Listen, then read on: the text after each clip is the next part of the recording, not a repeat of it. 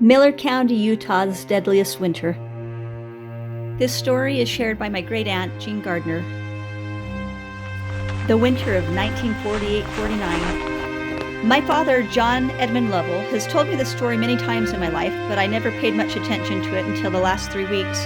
The weather conditions during these last 3 weeks have made me realize that his story could be true. I'd been anxious to go to Oak City and get him to tell it to me again in all of its details so that I could write it, that others might read it. Last Friday, January 14th, I spent the day with my father, who is 85 years old and who has been confined to his room for over 5 years. His greatest delight is to tell some of the things that he has seen, done, or heard in the years gone by. He was very willing to repeat to me once again the Indian story of the great snow in our locality. Hunkup always attended church, and he liked to speak when he was there. Old Suze never went to church with him. He combed his hair back slick and braided it in a braid that hung down his back. He seemed to feel that he should sit up on the stand with the bishopric, and Peter Anderson, who is bishop, usually let him do so.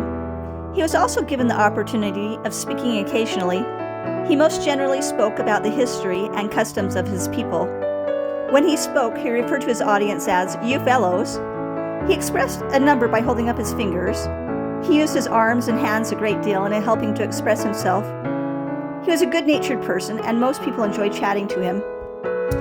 Father was about 17 or 18 years old when he was at the morning sacrament meeting, when Hunkup was there and was asked to speak.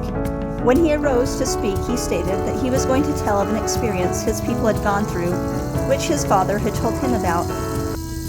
It was always a custom of the Kanosh Indians to go down on the desert each fall and camp for the winter between Black Rock Ridge and the river.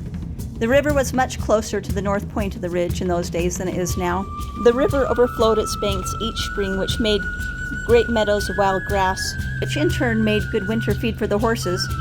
There were great clumps of willows along the river, which made a very good supply of fuel for the winter.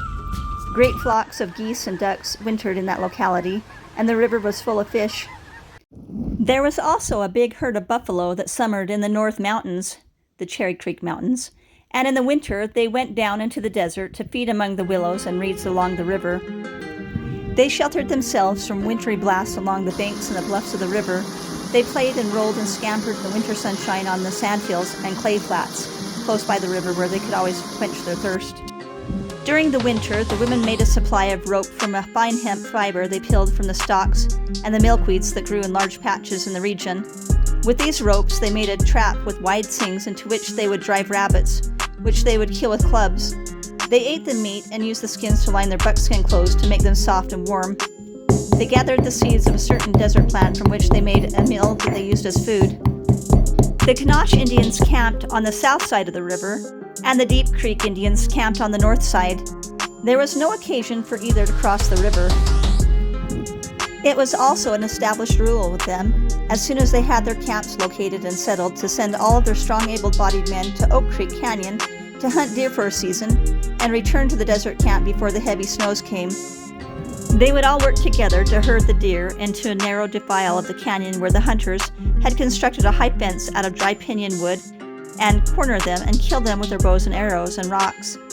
Several such fences used to be in Little Creek Canyon and 1 or 2 in Wild Horse Canyon east of Fool Creek Flat. Deer meant not only food for the people, but it also meant a clothing supply. One winter, about 25 snows before the white man came to this locality, the Indians came from Corn Creek or Kanosh as usual and made their winter camp.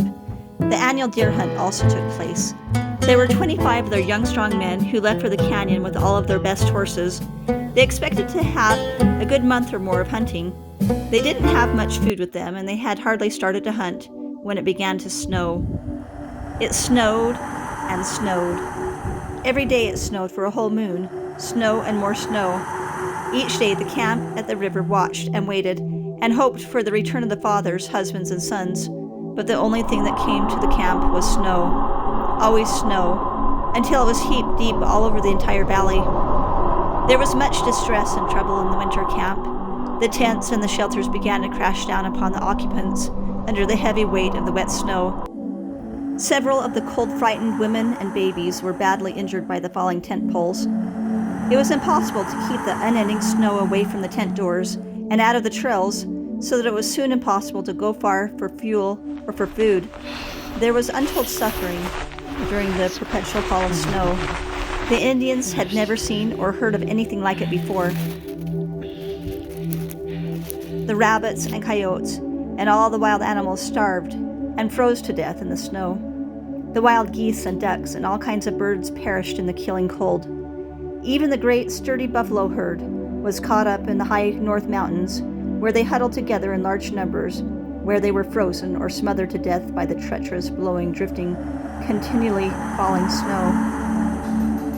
Father says he's herded cattle up in the tops of the Cherry Creek Mountains and has seen the piles of bones, and especially noticeable were the large skull and neck bones of the buffalo. It was plain to see that they were not cattle bones. Buffalo were never seen on the river or the North Mountains after that terrible winter. For 5 never-ending months, Indians of Black Rock looked in vain for the return of the 25 hunters. Finally, in the spring, when the snow melted so that it was possible, the able-bodied old men started for the canyon to find what was keeping the hunters from returning. When they got to the canyon, the snow was still deep and difficult to get through, but they finally found the campsite that they were looking for. The hunters had made their camp where the canyon is big and wide and divides into 5 big canyons. It was in the vicinity of the old Walker sawmill. By digging into the snow and getting into the interior of the shelter, they found death in full possession of the camp. The greater number of bodies were in a pile onto one side, all heads one way and feet together. The flesh had been cut from their bones, revealing the fact that they had eaten the flesh of their fellow dead to appease the gnawing, consuming hunger. The snow had been over a man's head and maybe 2 times over a man's head in the open canyon. The snow had soon gotten so deep that they were trapped in their shelters, where death must have been a welcome guest. This terrible loss of young men left the band of Indians in a very serious condition to maintain themselves.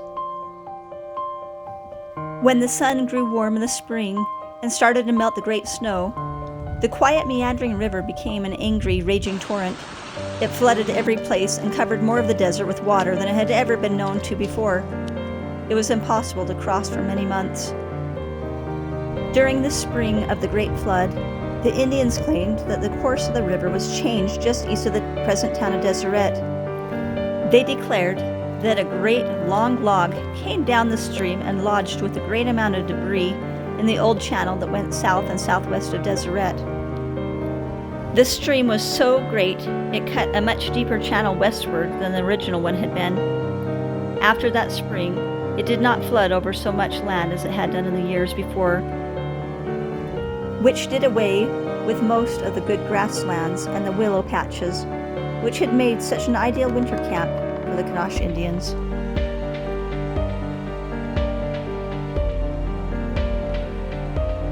Sharing stories can create bonds through the generations of time.